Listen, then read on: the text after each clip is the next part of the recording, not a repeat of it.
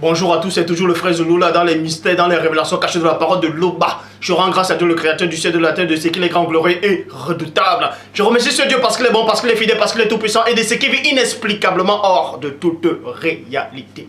Donc aujourd'hui, par sa permission, par sa grandeur, par sa toute divine puissance, je vais donner notre sorte d'enseignement, c'est-à-dire on va parler de la personne du Christ, du premier-né, la pierre angulaire. Parce que vous savez que actuellement, depuis la nuit de temps, il y a toujours eu des débats sur la personne de Christ.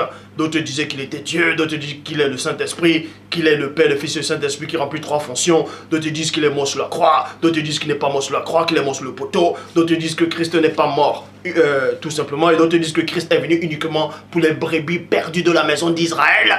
Donc, le but de cette vidéo, on va parler de... Est-ce que Christ est réellement mort pour sauver l'humanité? Est-ce que le Christ, c'est-à-dire le premier-né, est-il réellement mort? Parce que vous savez qu'il y a plein de gens qui pensent que Christ, au moment où on devait le livrer, en fait, une autre personne a pris sa place sur le bois. D'autres disent sur la croix qu'une autre personne a pris sa place sur le poteau. Donc Christ n'était pas mort. Et on va voir ça. Il y a aussi des livres apocryphes, des évangiles apocryphes qui font référence à ça.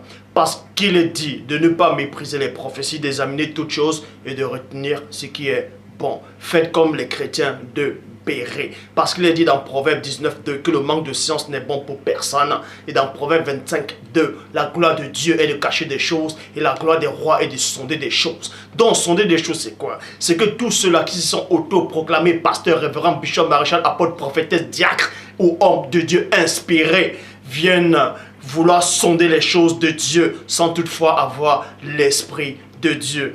Vous voyez certains qui se taguent avoir possédé la connaissance, ils disent qu'ils ont le Saint-Esprit, que Dieu les a dit, que le Saint-Esprit les a dit, c'est-à-dire le Mundi Maloba. Ils disent aussi qu'ils ont eu des révélations, qu'ils ont vu des anges, ils ont vu le monde spirituel. Personne, je dis encore, personne dans ce siècle n'a vu les anges. Personne n'a vu le monde spirituel. Ça se passe dans vos têtes. C'est une sensation que vous recevez. Donc bref, on ne va pas parler des visions ici. Mais vous ne devez pas ignorer qu'il y a plein de gens qui pensent que Dieu les parle réellement. Plein pensent que le Saint-Esprit, qu'ils ont le Saint-Esprit de Dieu. C'est pour ça qu'ils viennent divaguer, ils viennent annoncer des fausses révélations, des révélations sur soi-disant l'enfer, le feu de l'enfer. Mais on va pas parler de l'enfer aujourd'hui, mais on va parler est-ce que Christ est réellement mort? Parce que vous savez que j'avais démontré que Dieu, le Père Tout-Puissant, ne prend pas plaisir aux sacrifices animaux ni aux sacrifices humains. Donc, est-ce que si Christ est-il réellement mort pour sauver l'humanité? Est-ce que la mort de Christ, est-ce que vous pouvez considérer cette mort-là comme un sacrifice humain? Vous voyez? Parce que dans la Bible, on fait allusion au sacrifice par rapport à Christ. On va voir si c'est réellement un sacrifice humain ou Christ est réellement mort pour sauver l'humanité. Donc, parce qu'il est dit dans Proverbe 29:29 que les choses cachées sont au Père, les choses révélées sont à vous, sont aux créatures, sont aux humains. Mais néanmoins, ce Dieu terrible et redoutable dit par son Esprit Saint que les apôtres ont reçu dans Jean 20:22, dans Jérémie 33:3, demande-moi et je te relèverai des choses cachées, des choses que tu ne sais pas. Ce que vous ne savez pas, c'est quoi? C'est qu'il est dit, on va un peu toucher quelques livres apocryphes. Donc, vous pouvez vérifier dans le livre apocryphe, le titre c'est Le voyage des apôtres. Le voyage des apôtres. Il est dit là, dans ce livre apocryphe, que le Christ n'a jamais été crucifié, mais un autre a pris sa place. Vous voyez? Et maintenant, dans un autre livre apocryphe, c'est-à-dire Apocalypse, conte de Pierre, il est dit, Simon de Cyrène a pris la place du Christ. Vous voyez? Et vice-versa. Donc, on vous dit cela dans le livre apocryphe, c'est-à-dire Apocalypse conte de Pierre, l'évangile conte de Pierre, que Christ n'était pas mort, mais c'est une autre personne qui a pris sa place, c'est-à-dire Simon de Cyrène a pris la place du Christ. Et c'est-à-dire il a pris l'apparence du Christ et lui on l'a mis sur le bois, sur le poteau. Et Christ lui il a pris l'apparence de Simon de Cyrène et il s'est mis sur l'arbre. Bref, on ne va pas trop entrer en détail par rapport à ça. Mais toujours est-il qu'il a aussi dit dans un autre livre apocryphe, les actes de Jean. Il a dit ceci, que Christ dit lui-même qu'il n'a jamais souffert ni transpercé, ni frappé, il n'a jamais été frappé, ni suspendu, ni que son sang a coulé. Donc on vous dit cela dans le livre des actes de Jean, dans le livre apocryphe des actes de Jean, c'est-à-dire l'évangile apocryphe des actes de Jean, que Christ dit lui-même là, dans cet évangile, qu'il n'est jamais mort, c'est-à-dire on ne l'a pas tué, ni crucifié, ni mis sur le bois, ni mis sur le poteau, que Christ n'a pas versé son sang. Il dit lui-même qu'il n'a pas versé le sang, qu'il n'a pas été flagellé, qu'on ne l'a pas tué, qu'on n'a pas... Bref, il n'est pas mort comme vous le pensez. Et que tous ceux qui pensent ainsi, ils ont reçu un esprit de confusion, un esprit d'égarement. Et dans ces livres apocryphes, en fait, on vous dit en fait que la personne qui a été mise à mort à la place de Christ, c'était Simon de Cyrène. Mais tandis que dans d'autres évangiles apocryphes, il est dit que ce n'était pas Simon de Cyrène, que c'était Judas l'Icariote qui a pris la place de Christ. Et quand Judas a pris la place de Christ, ou Simon de Cyrène a pris la place de Christ, Christ était sur l'arbre, vous voyez. Et les apôtres, en fait, plus tard, Christ a dit à ses apôtres que les apôtres ont été égarés, que les apôtres ont reçu une fausse vision de lui sur le bois en train de mourir. Vous voyez, qu'en fait, c'était pas lui. Bref, pour ça, on va aller. Vous savez qu'il y a plein de gens maintenant, ils prennent des versets bibliques, ils les tordent comme... ils tordent les versets bibliques pour les donner d'autres sens. Pour ça, je vais aller dans Jean, chapitre 8, au verset 40. Jean 8, 40. Prennent ce verset pour expliquer, en fait, pour démontrer que Dieu n'a pas envoyé Christ pour que Christ meure pour le péché des hommes, pour sauver l'humanité. C'est pour ça qu'ils prennent dans Jean 8, 40, qui dit ceci. Mais maintenant, vous cherchez à me faire mourir, virgule, moi qui vous ai dit la vérité que j'ai entendue de Dieu. Donc, Christ ici, là, il a conversation, il a changé le mot des phrases avec ceux qui se disaient des Juifs. Et Christ, on voulait tuer Christ. Et Christ les a fait comprendre qu'en fait, vous voulez me tuer. Moi qui suis un homme qui vous a apporté la vérité, vous voulez me tuer. Et dans le verset 44, il est dit ceci. Vous avez pour père le diable, virgule, et vous voulez accomplir les désirs de votre père. Il a été meurtrier dès le commencement. Donc en gros, plein explique ce verset-ci que Christ a sorti de sa propre bouche que ces juifs-là voulaient l'assassiner, voulaient le tuer pour accomplir les œuvres de Satan, du diable, les pères. Donc, en prenant ce verset, il vous explique en fait que c'est en voulant tuer Christ, c'est accomplir les désirs du diable. Donc, Dieu n'aurait pas pu envoyer Christ pour que Christ meure. Puisque c'est Satan qui voulait tuer Christ. Pas, en tout cas, pas tous ceux qui croient en lui, pas les actes diaboliques.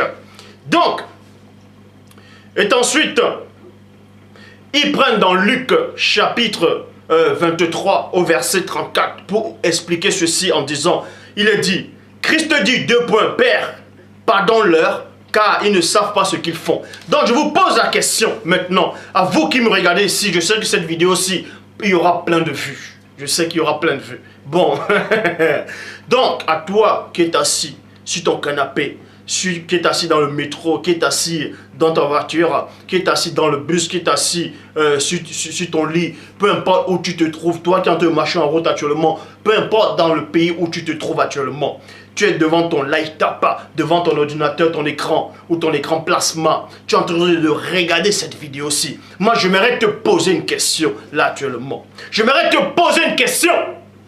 Explique-moi le verset de Luc, chapitre 23, verset 34. Luc 23, verset 34, où Christ dit, Père, pardonne-leur, car ils ne savent pas ce qu'ils font. Donc, Christ vous dit ici, là, en tout cas, selon Luc, que Christ a parlé, il a crié, il s'est adressé au Père Tout-Puissant, en disant, Père, pardonne-leur. Mais Christ demande de les pardonner pourquoi? Pardonne-leur de m'avoir tué? Ou pardonne-les de m'avoir flagellé, ou pardonne-les de m'avoir mis sur le bois.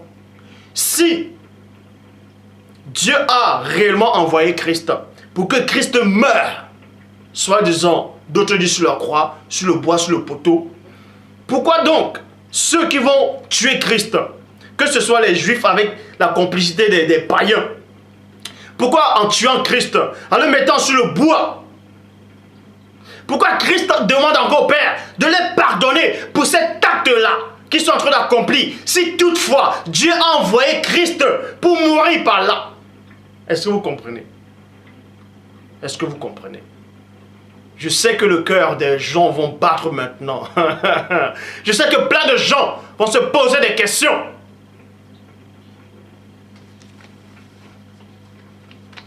Et encore, dans Actes des Apôtres, chapitre 3, au verset 15, dans la King James française, il est dit ceci. Et vous avez tué le prince de la vie, virgule, vous avez tué le prince de la vie, c'est-à-dire le Christ, que Dieu a ressuscité des morts, duquel nous sommes témoins. Duquel nous sommes témoins. Vous voyez, verset 17, Bible seconde 21. Maintenant, frères, je sais que vous avez agi par ignorance, virgule, comme vos chefs. Comme vos chefs. Donc, l'apôtre ici dit ici, là, il s'adressait à ces juifs-là, il s'adressait à certaines personnes qui vivaient dans le péché. Ils ont dit à ces gens-là que vous avez tué le prince de la vie. Donc, si vous lisez tout le contexte, en fait, on dit quoi? Qu'ils ont livré le Christ à la main des païens. Et aussi les chefs juifs ont livré Christ pour que Christ meure.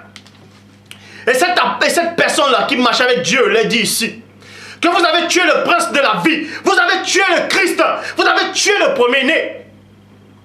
Mais, vous l'avez tué, vous avez agi ainsi par ignorance. Vous avez agi ici par manque de discernement. Si donc Dieu a envoyé Christ pour que Christ meure,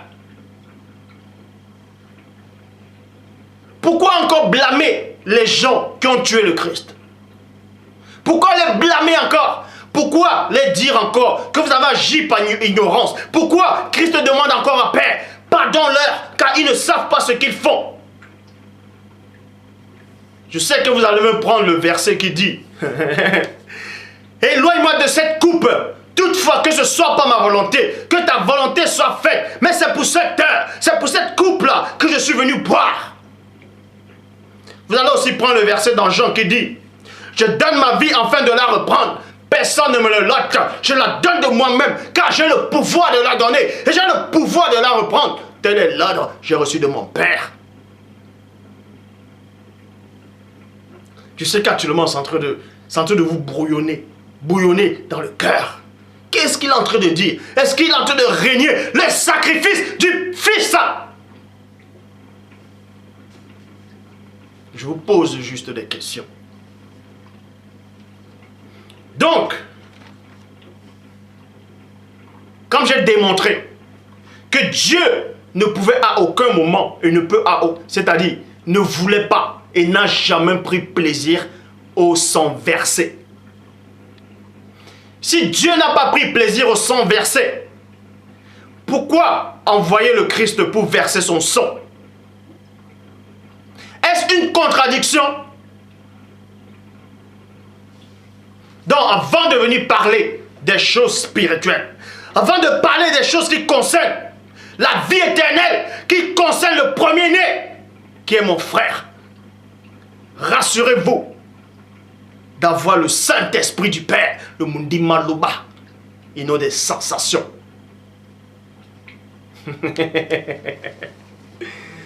Pour ça, je vais dans Hébreux, chapitre 9, au verset 22. Bible, parole de vie. Plein de gens ne savent pas qui c'est qui a écrit Hébreu. D'autres disent que c'est Paul de Tarse qui a écrit Hébreu. Et d'autres disent qu'ils ne savent pas. Mais toujours est-il que celui qui parle dans le livre d'Hébreu dit ceci dans Hébreux 9, 22, dans la Bible parole de vie. D'après la loi, virgule, presque tout devient pur avec le sang. Mais si on ne repent pas le sang, les péchés ne sont pas pardonnés. Si on ne repent pas le sang, les péchés ne sont pas pardonnés.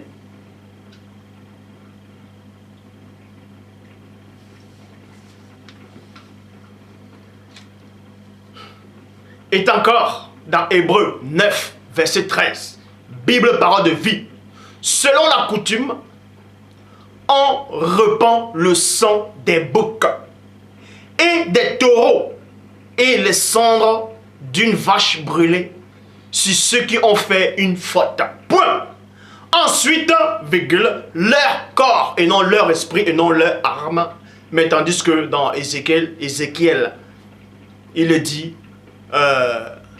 l'âme qui pêche, c'est elle qui mourra. Mais il dit ici, là, ensuite, leur corps purifié de cette faute. Et ils peuvent de nouveau célébrer le culte. Lévitique chapitre 4 au verset 1 à 4. Dans la Bible seconde version, il dit quoi? L'Éternel dit à Moïse, 2 points, transmet ses instructions aux Israélites lorsque quelqu'un péchera involontairement contre l'un des commandements de l'Éternel en faisant des choses qui ne doivent pas se faire, virgule. Si c'est un prêtre, dans notre version on dit un sacrificateur, si c'est un prêtre consacré par onction, il a péché et il a répandu et il a rendu par là le peuple coupable, virgule, il offrira à l'Éternel un sacrifice d'expiation pour le péché qu'il a commis. Vous voyez, pour le péché qu'il a commis. Et ensuite, un jeune taureau sans défaut. Mais un jeune taureau sans défaut. Il amènera le taureau à l'entrée de la tente de la rencontre devant l'Éternel. Il posera sa main sur la tête du taureau et l'égorgera devant l'Éternel. Point. Tandis que, vous voyez, donc, tandis qu'il est dit dans Michée, en gros, dans Lévitique, il était dit que quand le peuple va commettre une faute, quelqu'un du peuple va commettre une faute involontairement, ou le sacrificateur, c'est-à-dire le prêtre, va commettre une faute involontairement, ou en faisant pécher le peuple, il doit offrir des choses en holocauste, c'est-à-dire il doit offrir des animaux en sacrifice. Et le sang de l'animal va purifier le corps. Est-ce que vous comprenez? Donc il va porter un jeune taureau sans défaut. Et il va les moller, c'est-à-dire il va les gorger devant l'Éternel. Or, dans Michée, chapitre 6, au verset 6 à 7, dans Louis II 1910, vous allez voir qu'il y a un homme qui a reçu la révélation, un homme qui marche avec le Père. Cet homme-là avait reçu l'esprit du Père, le Mundi Maloba. Et vous dit ici, dans Michée 6, 6 à 7, avec quoi me présenterai-je devant l'Éternel pour m'humilier devant le Dieu très haut? Point d'interrogation. Me présenterai-je avec des holocaustes, avec des veaux d'un an? Point d'interrogation. L'Éternel prendra-t-il des milliers de béliers, des myriades de torrents d'huile? Non. L'Éternel agréera-t-il des milliers de béliers, des myriades de torrents d'huile? Donnerai-je pour mes transgressions mon premier-né, pour le péché, et mon âme le fruit de mes entrailles? Point d'interrogation. Donc cet homme-là s'est posé des questions. Mais cet homme-là savait que ces patriarches, que certaines personnes dans l'ancienne alliance, dans les temps jadis, avaient coutume à pratiquer ces actes abominables, ces sacrifices humains et animaux. Mais cet homme-là vient, il se pose la question au-dedans de lui. Et il dit, mais est-ce que Dieu prend réellement plaisir à ce que ses ancêtres-là ont fait? Est-ce que Dieu prend réellement plaisir au sang versé, au taureau, au bouc, à l'immolation, à l'égorgement? Est-ce que Dieu prend réellement plaisir à ça? C'est pour ça qu'il est dit dans Amos, chapitre 5, au verset 22, Bible, parole de vie. Les animaux complètement brûlés et le produit de la terre que vous m'offrez, virgule, ils ne me plaisent pas. Point. Vos sacrifices de bêtes grasses, je ne les regarde même pas. Parce qu'il est dit dans Job 33, 14, que Dieu parle, cependant tantôt d'une manière, tantôt d'une autre, et l'on n'y prend point garde. Donc Dieu vous dit ici, par son esprit, qu'il ne prend pas plaisir à ces rituels, il ne prend pas plaisir à l'immolation, il ne prend pas plaisir aux sacrifices animaux. Ou animal si vous voulez. Il ne prend pas plaisir à ça. Il ne prend pas plaisir au sang versé. C'est pour ça qu'il est dit dans Psaume 51, verset 18. Bible parole de vie, Psaume 51, verset 18, Bible parole de vie. Non, virgule, non. Tu ne veux pas de sacrifice. Même si je t'offre un animal entier, il ne te fera pas plaisir. Parce que cette âme-là qui parle dans Psaume 51, verset 18, avait compris que Dieu ne prend pas plaisir à ça. Ésaïe 1, verset 11. Bible en français courant. Je n'ai rien à faire de vos nombreux sacrifices, déclare le Seigneur. J'en ai assez des béliers consumés par le feu et de la graisse des veaux. Je n'éprouve aucun plaisir au sang des taureaux, des agneaux et des boucs. Le Père le dit. Psaume 14, non, Psaume 40. Psaume 40, verset 7. Bible parole de vie. Tu ne veux ni sacrifice, ni offrande, virgule, cela. Tu me l'as dit. Tu me l'as fait comprendre, point. Tu ne demandes ni animaux complètement brûlés, ni sacrifice pour le pardon des péchés.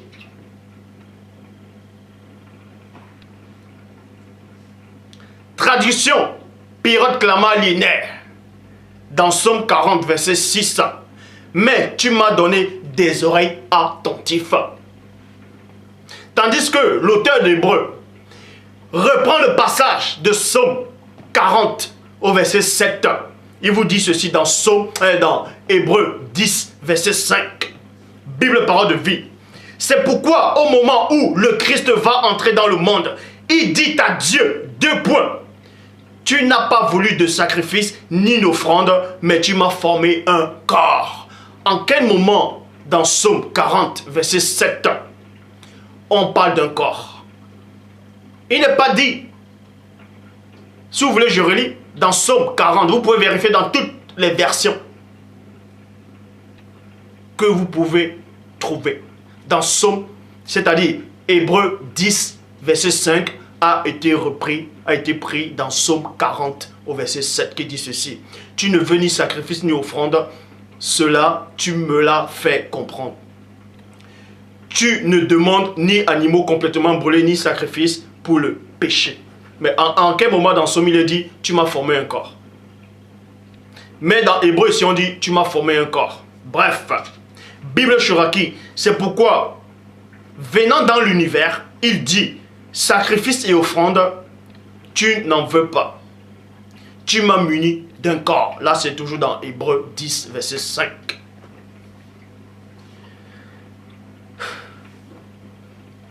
Bon, Hébreux 10, verset 7, il est dit, Bible des peuples. Alors j'ai dit 2 points, voici que je viens, ô Dieu, car on parle de moi dans un chapitre du livre. Je viens faire ta volonté. Donc, on va dire ici là que l'auteur d'Hébreux, selon Psaume 40, que ça s'adressait à Christ selon l'auteur de l'Hébreu. Et que Christ dit que Dieu lui a dit que Dieu n'a jamais voulu ni sacrifice pour les taureaux, les moutons, tout cela, ni ces offrandes-là, mais il a formé un corps à Christ pour que Christ vienne faire sa volonté. Est-ce que vous comprenez? Bon. Et maintenant, vous pouvez aussi comprendre dans un autre sens qui dit que selon la loi, ce sont les prêtres et les sacrificateurs, c'est-à-dire les prêtres qui sont toujours les sacrificateurs, qui offraient des sacrifices pour les béliers, ainsi de suite. Des sacrifices pour le peuple. Et que Christ aussi est venu comme un prêtre, mais un grand souverain sacrificateur. Donc il devait aussi avoir cette fonction-là d'offrir des sacrifices de béliers et tout ça. Mais Dieu lui a dit, toi, tu ne dois pas faire comme ceux-là ont fait. C'est ça que Christ dit, selon Hébreu. Mais tu m'as dit que tu ne veux pas ça, ces gens de coutumes-là. C'est pourquoi tu m'as formé un corps pour faire, oh Dieu, ta volonté. Et qu'est-ce que la volonté de Dieu? Est-ce que la volonté de Dieu, c'est que Christ vienne mourir pour l'humanité? Parce que plein de gens vont lire dans Jean 3,11. Dans Jean 3,16. Dieu a tant aimé le monde qu'il a donné son Fils, afin que quiconque croit en lui ne périsse point, mais qu'il ait la vie éternelle. Mais est-ce que dans Jean 3,16, il est dit, Dieu a tant aimé le monde qu'il a donné son Fils pour que son Fils meure? Bon, on va entrer plus en profondeur. Vous allez avoir les explications des éclaircissements. Donc, qu'est-ce que la volonté de Dieu? On vous dit ici là que Christ est venu. Il a pris un corps. Et dans Jean chapitre 6 au verset 38, Nouvelle Bible seconde, il dit, je suis descendu du ciel pour faire, non ma volonté, mais la volonté de celui qui m'a envoyé. Jean 6, 40, Bible du semeur. Oui, telle est la volonté de mon Père, que tous ceux qui tournent leur regard vers le Fils et qui croient en lui possèdent la vie éternelle, et moi je les ressuscite au dernier jour. Donc, montrez-moi alors le verset où Christ dit, celui qui ne croit pas à sa mort, celui qui ne croit pas à sa propre mort, n'a pas la vie éternelle. Montre-moi ce verset-là. Or, Christ dit plutôt ici, dans Jean 6, 40, oui, telle est la volonté de mon Père, que tous ceux qui tournent leur regard vers le Fils et qui croient en lui possèdent la vie éternelle.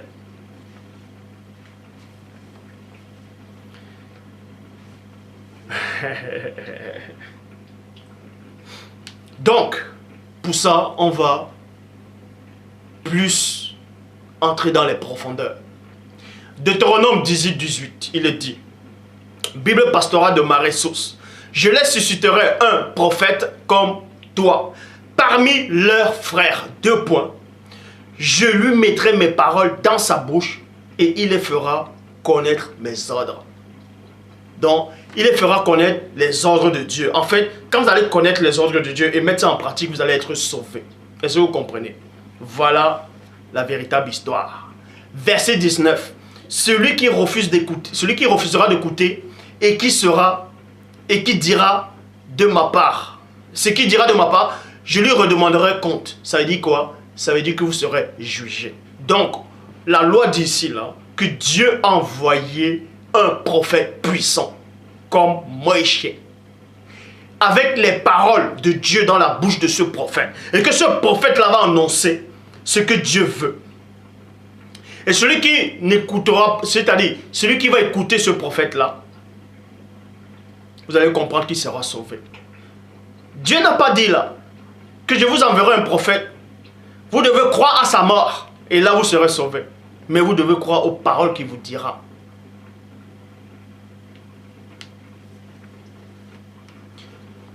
Romains, chapitre 8, au verset 3. Bible parole de vie. La loi de Moïse, et non la loi de Dieu. Mais la loi de Moïse ne pouvait pas faire cela. Parce que la faiblesse des êtres humains l'en empêchait d'agir. Mais Dieu a pu le faire. 2 points. Il a envoyé son Fils dans un corps semblable à celui des pécheurs pour les délivrer du péché.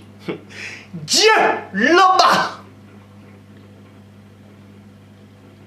Par là, Dieu a condamné le péché qui agit dans les êtres humains. Donc tout ce que je venais de dire, c'était l'introduction. Maintenant, on va entrer dans le cœur du message. Certains maintenant, dans les têtes sont bouillonnées, vont dire, wow, il est en train de régner le sacrifice de Christ là. On va entrer dans le message. Galates chapitre 3, au verset 13. Bible seconde 21. Christ nous a rachetés de la malédiction, de la loi, en devenant malédiction. Pour nous, puisqu'il est écrit 2 points, tout homme pendu au bois est maudit, et non sur la croix, mais pendu au bois est maudit. Donc vous dites cela, que le péché régnait sur la terre. On va vous expliquer en détail, on va entrer dans les Écritures. On va fusionner avec les Écritures pour vous montrer en fait ce que la pensée de l'Écriture. Par un homme, le péché est entré dans le monde. Et par un homme, le péché doit sortir. Donc, il y avait le premier homme, Adam, vous connaissez, a fait entrer le péché dans le monde. Selon Paul de Tarse, a fait entrer le péché dans le monde. On sait que le diable a séduit Ève, Ève a séduit Adam, tout ça. Mais Adam a fait entrer le péché dans le monde. Il a fallu un deuxième Adam, qui représente le Christ, pour faire sortir le péché du monde.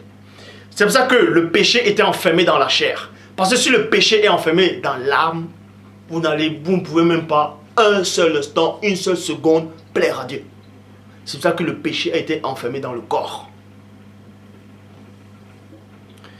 À cause du péché, Dieu a envoyé le Christ. Parce que s'il n'y avait pas le péché sur la terre, Christ n'allait pas descendre. Christ est descendu à cause du péché. Et pour ça, il devait porter un corps semblable à celui du péché. Mais sauf que Christ n'a pas péché. Il n'a jamais péché. Il était pur. Mais il avait ce corps.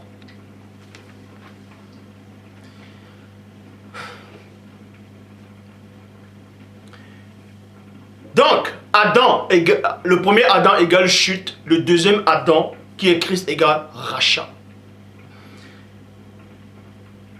Le deuxième Adam a porté, c'est-à-dire Christ a porté tous les péchés des hommes en lui, dans son corps. Et non dans son âme, mais dans son corps. C'est pour ça, dans Matthieu 27, au verset 46, il est dit, et vers la 9e heure, Christ s'écria d'une voix forte. 2 points. Eli, Eli, lama sabachthani. Ce qui veut dire, mon Dieu, loba, loba. Pourquoi m'as-tu abandonné? Pourquoi m'as-tu abandonné? Parce que Christ sur le bois, selon la Bible, vu qu'il a pris tous les péchés de l'humanité, il a porté son lui. Le Saint-Esprit ne pouvait pas rester. Parce qu'on veut dire que le corps, le temple du Saint-Esprit, c'est le corps. Et vu que Christ a porté tous les péchés, les fardeaux, cette poubelle-là, ces pensées des hommes à son corps, le Saint-Esprit s'est retiré. C'est pour ça que Christ a dit, et là où, loba, loba. Pourquoi m'as-tu abandonné?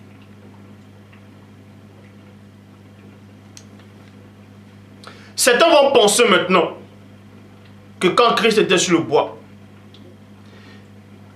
on vous montre que Dieu n'a pas pris plaisir à ce que Christ soit sur le bois. C'est pour ça que Dieu s'est retiré.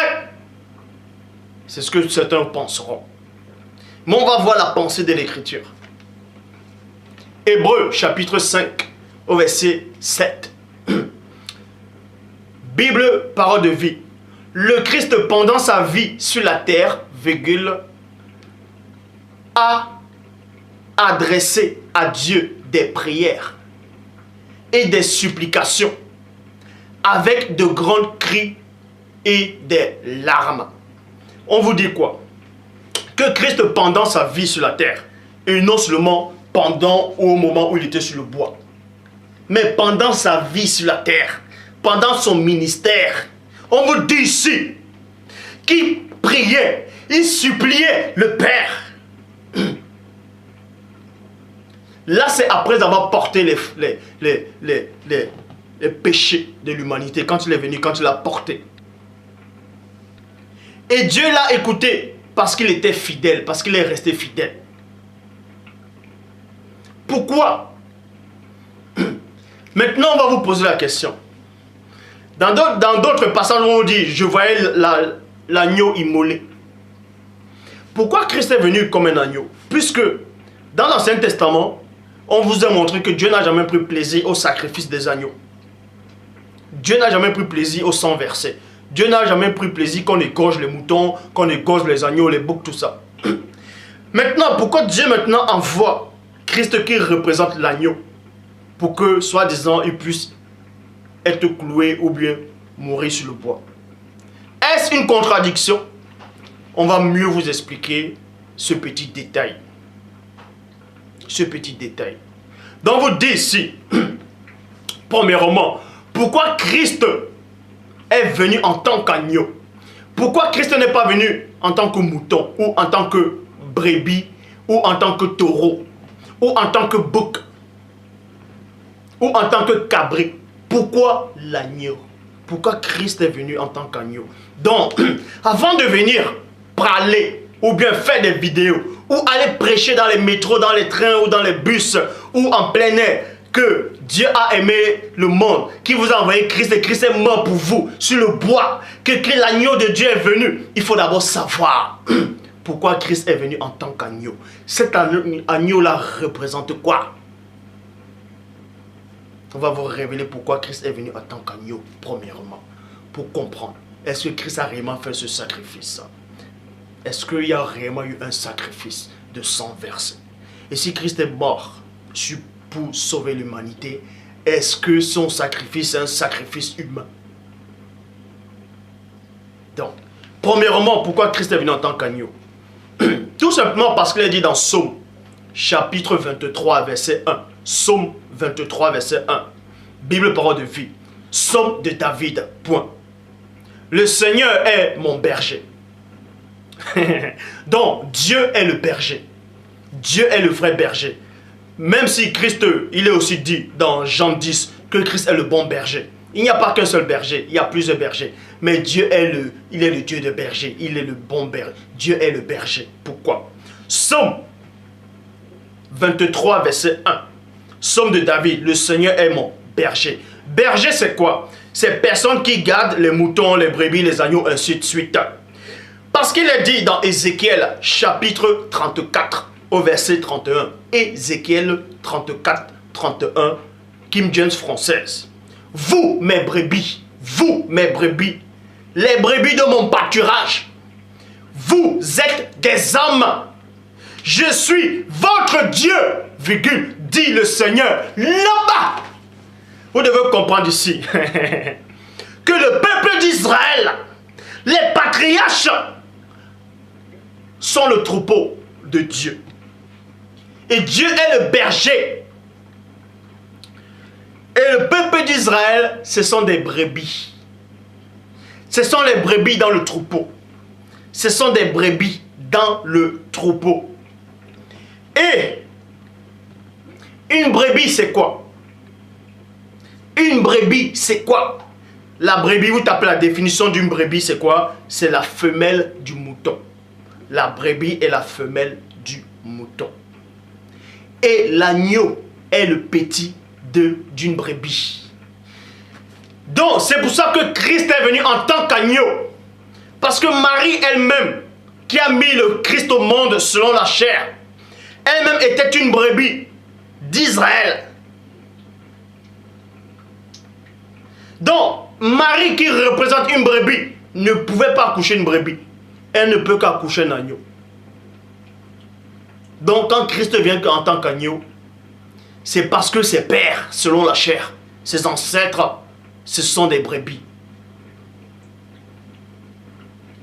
Donc, il devait venir en tant qu'agneau, comme l'enfant de ses ancêtres. C'est pour ça qu'il dit qu'il est le fils de l'homme. Premièrement. Donc, si on vous dit que pourquoi Christ est venu en tant qu'agneau, pourquoi on dit l'agneau de Dieu? Tout simplement parce que le peuple de Dieu, ce sont des brebis. Vous voyez? Ce sont des brebis. Et parmi ces brebis-là, il y a une brebis qui a mis au monde un agneau. C'est pour ça que Christ est venu en tant qu'agneau. Ça, c'est d'abord la vraie signification de l'agneau de Dieu. Premièrement. Donc, avant de venir parler de Dieu, rassurez-vous que vous avez le Saint-Esprit avec vous. Premier point, Christ est venu en tant qu'agneau parce que Marie était une brebis. Et l'enfant de la brebis, et l'enfant d'une brebis, c'est l'agneau. Premier point. Donc, Christ en venant en tant que brebis, en tant qu'agneau plutôt, il doit se dépouiller de sa condition d'avant. Parce que plein de gens régner la divinité du Christ. Régner la divinité du Christ, ce n'est pas dire que Christ n'est pas Dieu. Ça, ce n'est pas régner la divinité du Christ. Régner la divinité du Christ, c'est de dire que Christ n'a jamais eu une existence avant de venir sur la terre. Ça, c'est régner sa divinité. Régner la divinité de Christ, c'est dire que Christ, c'est un simple prophète, qu'il est né comme les autres hommes, excepté que Marie n'a pas connu d'homme quand il a mis Christ au monde. Bon. Philippiens, chapitre 2, au verset 7. Dans la Bible, parole de vie, il dit quoi? Mais tout ce qu'il avait, il a laissé.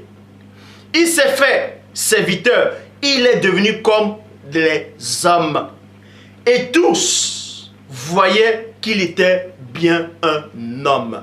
Donc on vous parle du dépouillement du Christ. Christ avant, il existait en tant qu'esprit pur. En tant qu'esprit pur. Et en venant, il s'est dépouillé. Je ne veux pas vous parler de ce dépouillement. J'ai déjà fait une vidéo sur ça. Donc Christ est venu en tant qu'homme. Et il est venu en tant qu'homme sur la terre. Il était 100% homme sur cette terre. Mais dans le plan spirituel, il représentait l'agneau. Est-ce que vous comprenez? Il représentait cet agneau. Il représentait l'agneau. Bon. En tant qu'agneau, dans Hébreux chapitre 2 au verset 14, Bible parole de vie, ces enfants-là ont quelque chose en commun. En parlant du peuple, tout ça là, quelque chose en commun. Ce sont des êtres humains. Point. L'esprit du mal avait le pouvoir de les faire mourir. À cause de cela, virgule, Christ lui aussi est devenu un être humain pour enlever sa force à l'esprit du mal en mourant lui-même. Donc Christ est descendu pour enlever la puissance de la mort, pour enlever la clé de la mort entre les mains du chérubin jadis ouin. Pour ça, il devait mourir. Est-ce que ça veut dire qu'en mourant, ça contredit ce que Dieu disait par rapport au sacrifice? Non. Non. Comprenez maintenant que je ne suis pas là pour régner le sacrifice de Christ. Je vais juste vous expliquer comment ça a eu lieu. Comment ça s'est passé. Premièrement, dans le plan spirituel, dans le plan astral et dans le plan physique. Donc, Christ est descendu. Christ est descendu pour prendre les clés à la puissance occulte. Pour enlever la puissance de la mort qui régnait. L'esprit du mal régnait, c'est-à-dire régnait sur les âmes. Et Christ est venu arracher cela. Mais en arrachant cela, il est mort. Et pourquoi il est mort? Pourquoi Christ ne pouvait-il pas enlever le péché des hommes et puis repartir? C'est-à-dire aller et puis faire disparaître ce péché-là et repartir. Pourquoi il devait obligatoirement mourir? C'est la question que vous devez vous poser. Et plein de gens ne comprennent pas cette signification-là, le pourquoi Christ est réellement mort. D'autres vont dire que Dieu a envoyé Christ pour que Christ meure. Et plein de gens actuellement sont dans la confusion, disent mais si Dieu est tellement bon, pourquoi il envoie quelqu'un mourir?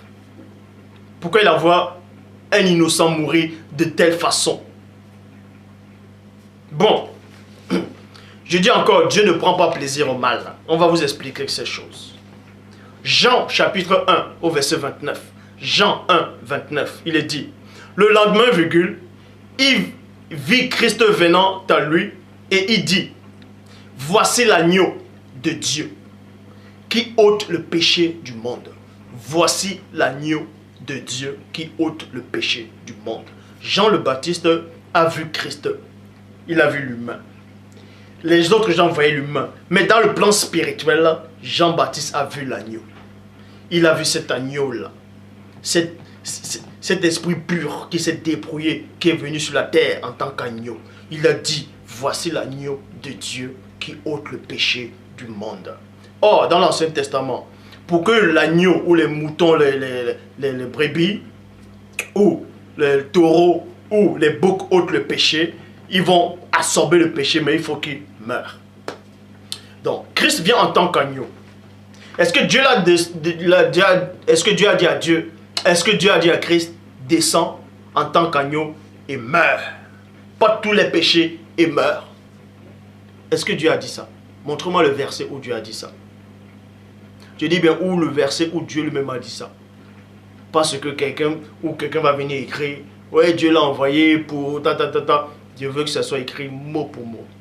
Bref, Jean 10, 11. Christ dit, je suis le bon berger, point. Donc Christ vient en tant qu'agneau. Et en même temps, il est aussi venu en tant que souverain sacrificateur, c'est-à-dire qui représente le berger. Et nul n'est semblable, c'est-à-dire nul ne peut être comparé à Christ, parce que Moïse lui-même était un berger. C'étaient tous des bergers, les patriarches qui surveillaient le troupeau. Mais Christ lui était le bon berger. Pourquoi le bon berger? Parce qu'il n'y avait pas de faute en lui. Donc il était le bon berger. Écoutez attentivement. Je suis le bon berger.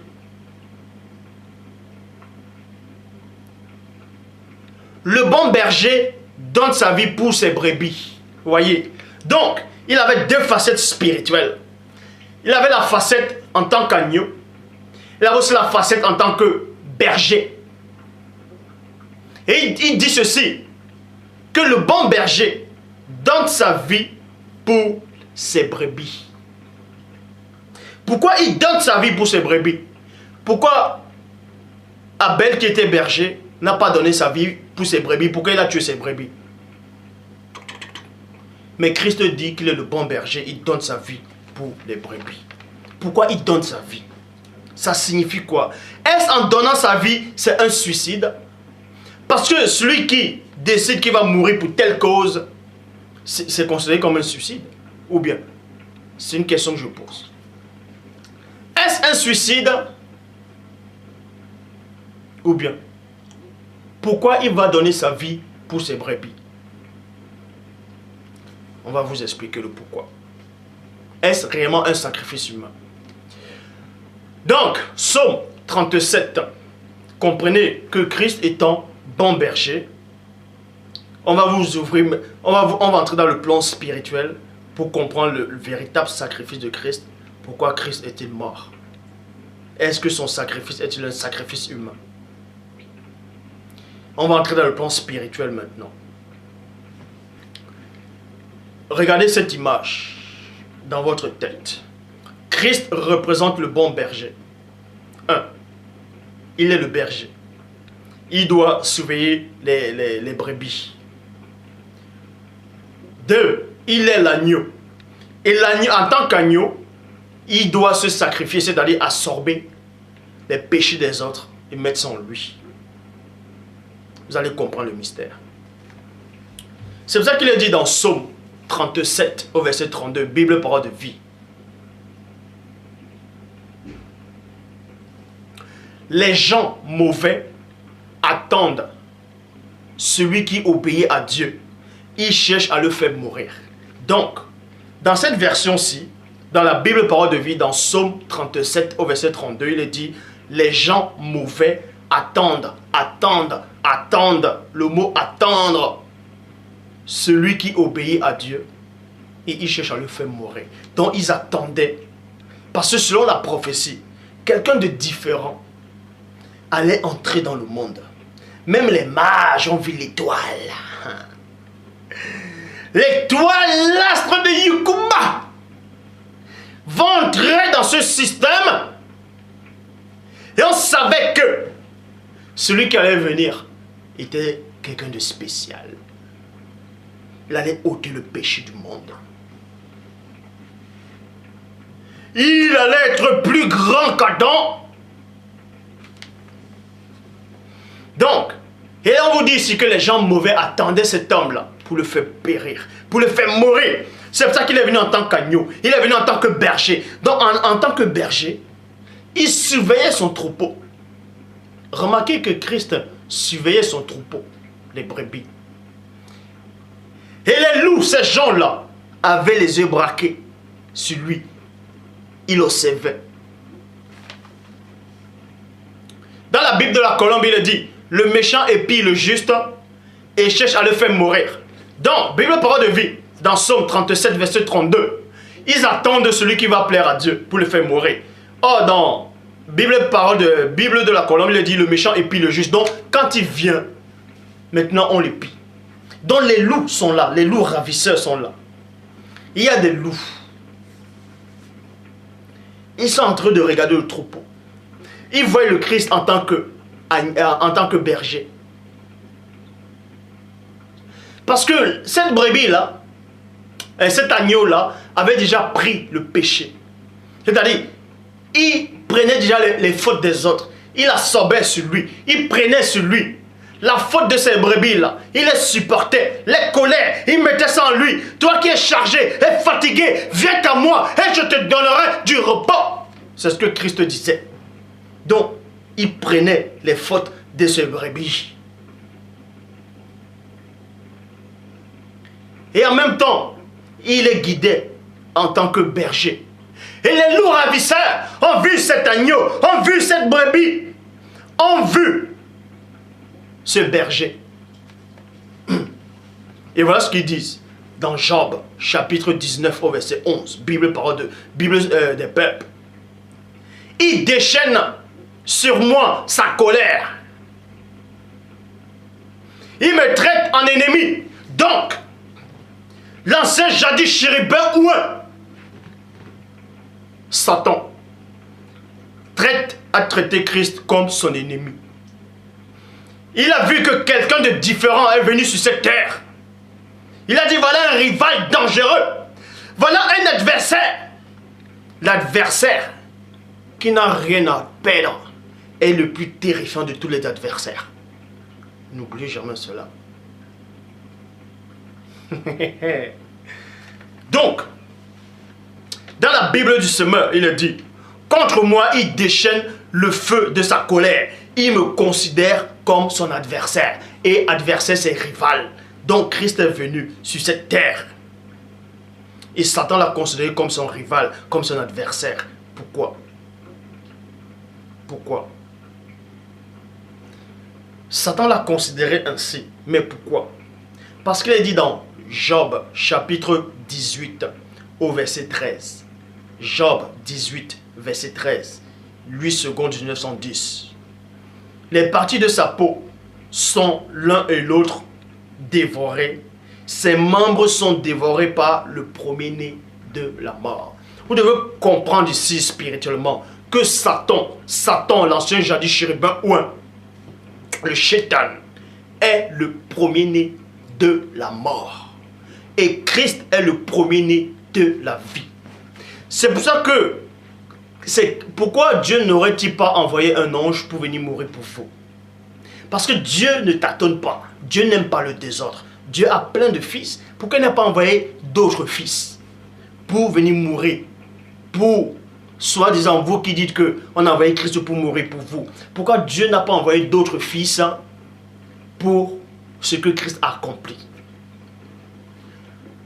Vous devez comprendre que Satan n'est pas, je dis et je pèse mes mots, Satan n'est pas le premier être spirituel parmi l'hierarchie angélique, chérubin, ainsi de suite, non. Mais Satan est le premier-né de la mort.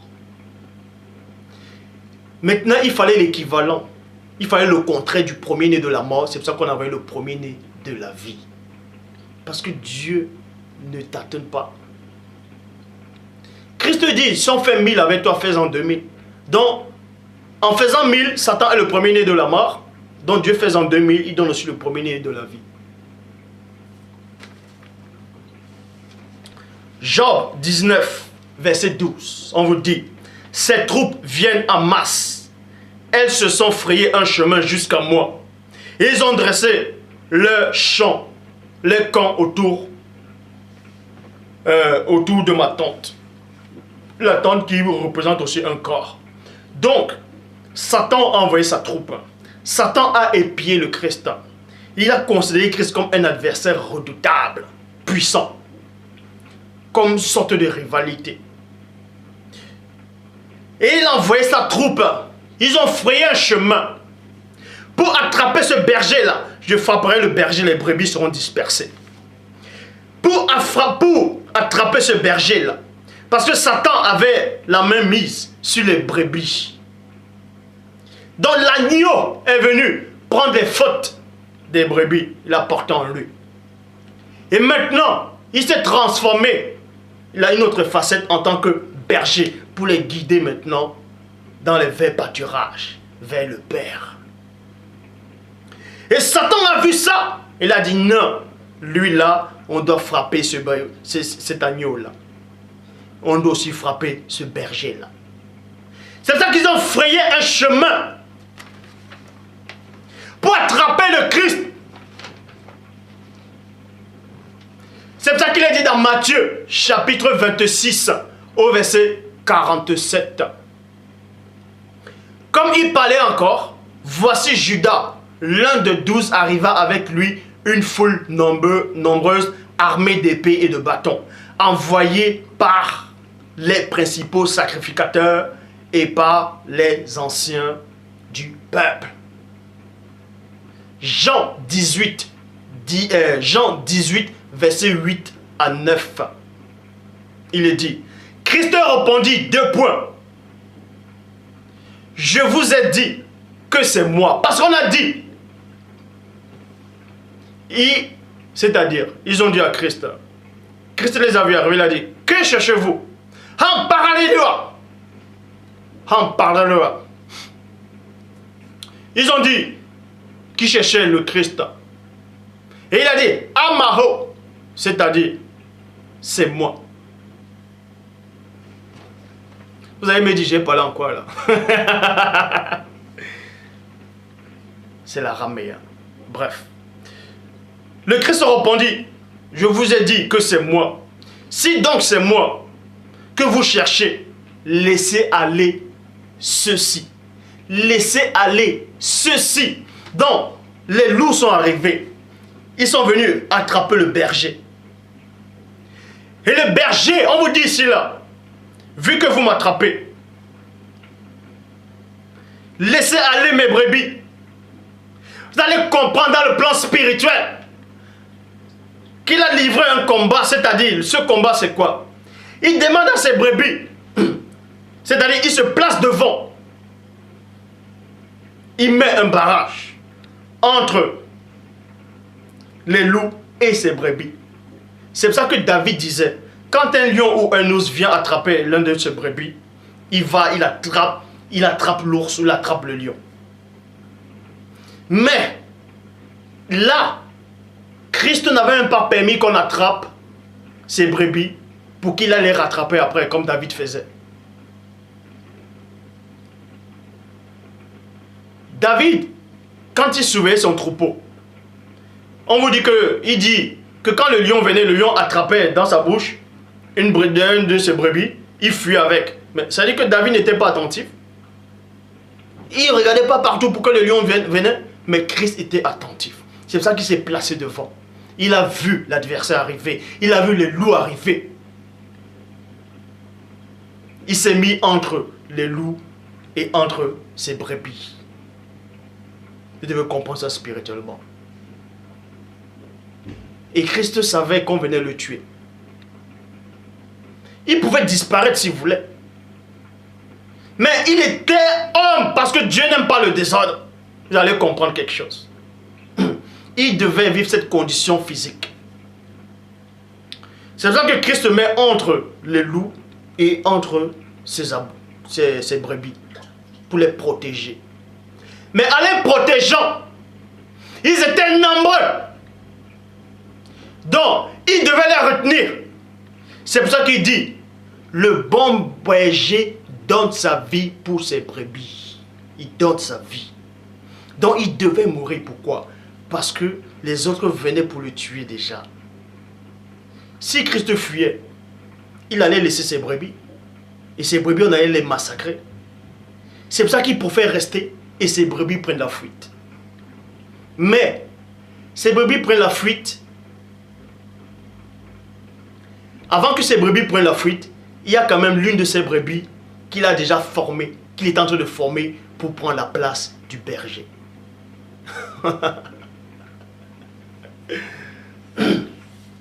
Donc, Christ se place là pour les protéger en tant que berger.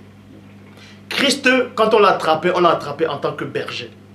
C'est pour ça que les apôtres, les brebis ont pris la fuite. Spirituellement, vous allez comprendre ici. Ils ont pris la fuite. Vous voyez? Donc, il les a retenus. Les autres ont pris la fuite. C'est pour ça qu'il est dit, dans Jean 18, versets 9 à 8. Christ répondit, je vous ai dit que c'est moi. Si donc c'est moi que vous cherchez, laissez aller ceux-ci. Il dit cela afin que s'accomplisse la parole qu'il avait dite. 2 points. Je n'ai perdu aucun de ceux que tu m'as donné.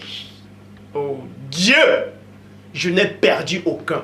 Pour que Christ ne puisse pas perdre aucun de ceux que Dieu lui a donné par rapport à la prière sacerdotale, il a fallu qu'il se sacrifie lui-même pour honorer sa parole devant le Père. Parce que Samuel a dit que l'obéissance à la parole de Dieu est plus importante que vos sacrifices, vos moutons là. Donc Christ devait honorer sa parole. Qu'il n'a perdu aucun de ceux que le Père lui a donné. Donc il devait se mettre là devant. C'est pour ça que les brebis ont pris la fuite. Ils ont été sauvés, ils ont pris la fuite. Donc il n'a perdu aucun. Dans d'autres passages, on dit, et c'était le fils de perdition. Bref, il n'a perdu aucun. Il savait de qui il parlait. C'est pour ça qu'on l'attrape en tant que berger. On allait le juger en tant que berger. Maintenant, il dit. Donc, Christ a donné sa vie pour ses brebis. Et ça veut dire que c'est un sacrifice humain. Ce n'est pas un sacrifice humain. Puisque le choix était là, il n'avait pas ce choix. Parce que quand il dit, Père, éloigne-moi de cette coupe. On va entrer dans notre sens spirituel. Père, éloigne-moi de cette coupe. Toutefois, que ce ne soit pas ma volonté, mais que ta volonté soit faite. Et c'est pour cette heure que je suis venu. Parce que Christ, en descendant, il savait ce qui allait se passer. Nous savons. Donc, il savait aussi que le Père allait lui donner des brebis. Mais la condition, c'est quoi? Il ne devait perdre aucune de ses brebis. Il ne devait pas perdre même une seule de ses brebis. Il ne devait pas. Il savait cela. Le fait est que David, il surveillait le troupeau et un lion venait attraper une brebis dans la bouche et fuyait avec, et David venait, il attrapait, il assommait le lion, il prenait la brebis de la bouche du lion. Forcément la brebis sera blessée. Ou quoi que si le lion attrape une brebis dans sa bouche, il va juste l'attraper petit. Une lionne, quand elle attrape un animal dans la bouche, il brise les os. Il attrape fort. Mais le seul truc que la lionne ne va pas, ou le lion peut-être, ne va pas attraper fort dans sa bouche, c'est un petit lionceau. C'est son petit lionceau qui veut protéger. Il va attraper par la bouche, mais il ne va pas faire mal. Croyez que le lion va venir attraper les brebis de David qui protégeait, ou ses moutons, juste comme ses brebis, comme ses lionceaux. Ah non, ah non. Donc David va les ressoigner après. Mais aucun de ces brebis ne sera perdu ou même touché.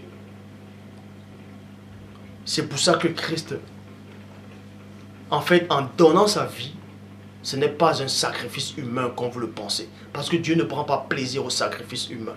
Christ s'est sacrifié pour ses brebis. Il s'est sacrifié pour l'humanité. Parce qu'il ne devait perdre aucun. Donc il a combattu pour ça. Il les a retenus. Pour ça que les autres prennent la fuite. Et ces apôtres-là qui ont pris la fuite représentaient l'Église de plus tard. Là, c'était une représentation symbolique. Donc, en prenant la fuite, qu'est-ce qui se passe? Forcément, on l'attrape. Christ, en prenant la fuite, Christ ne pouvait pas lutter comme Samson luttait contre 1000 Philistins. Parce que Christ n'est pas violent. C'est-à-dire, il n'est pas là pour lutter contre la chair et le sang. Il n'était pas là pour lutter contre la chair et le sang. C'est pour ça que Christ ne pouvait pas utiliser cette force physique pour les frapper tous. Ces soldats, tout ça là. Non. On devait... Parce que là, c'était... Dieu ne tâtonne pas. Donc, c'est pour ça qu'on l'a attrapé. On l'a attrapé. On l'a attrapé. Il ne devait pas lutter. Parce que tous les jours, il prêchait sur ça. Ne faites pas ça, ne luttez pas contre la chair et le sang. Il a même dit à Pierre quoi. Ne fends pas le... et qu'est-ce que tu fais? Ne fais pas ça. Donc, il retient d'abord il retient les loups et les brebis prennent la fuite. Les brebis prennent la fuite. Ça ne veut pas dire qu'ils vont prendre la fuite, ils vont aller se disperser partout à gauche, à droite. Non, ils vont tomber dans le ravin. C'est qu'ils connaissaient au moins où ils allaient demeurer. Ces brebis, ils savaient où ils allaient partir. Bref.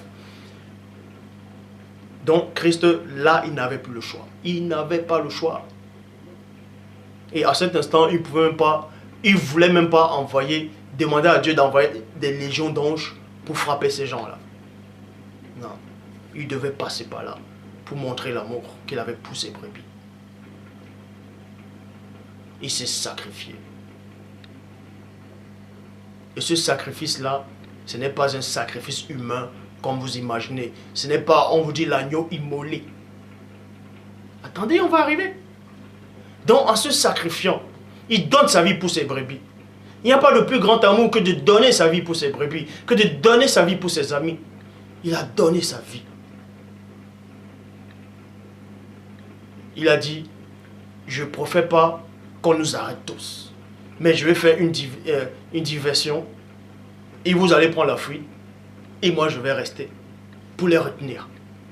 Alors, il savait qu'en faisant ça, on allait le tuer après. C'est pour ça qu'on dit qu'il a donné sa vie.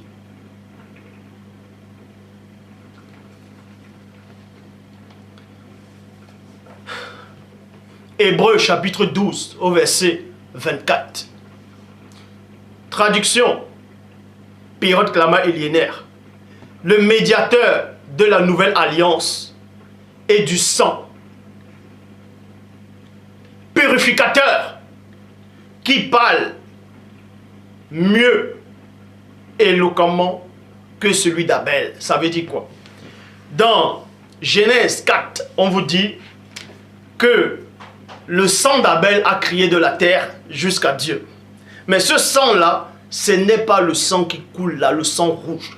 Ce sang-là symbolise l'âme.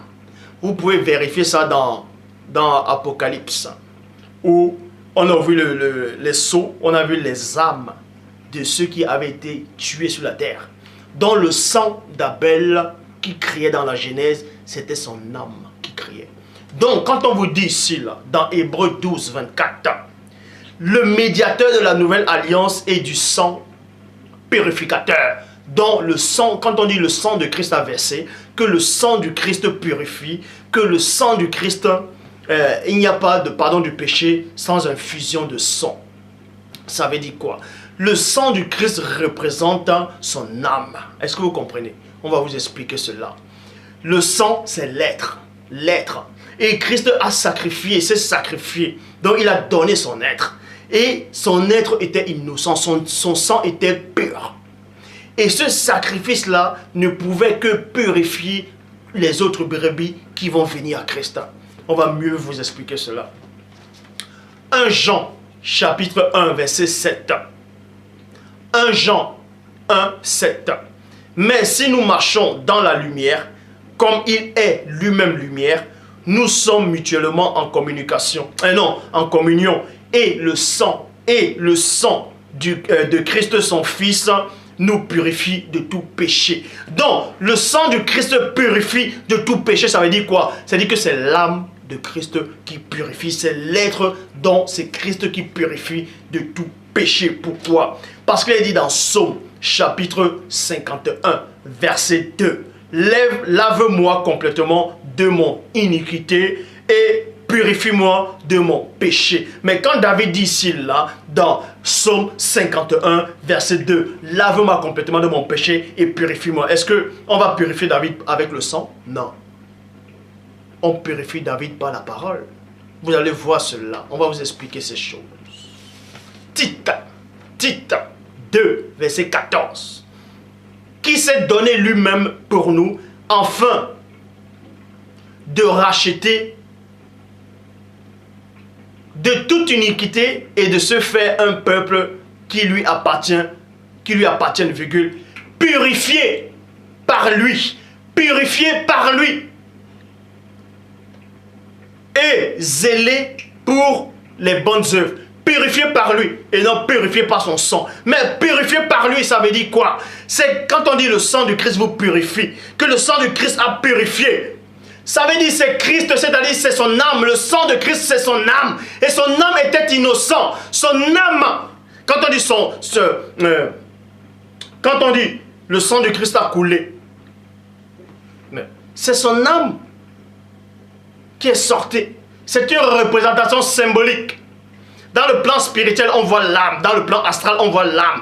C'est pour ça que Abel, on dit que le sang, voici la voix du sang de ton frère crie de la terre jusqu'à moi. Ce n'est pas le sang. Le sang, quand le sang coule, le sang est rouge. Le sang n'est pas conscient.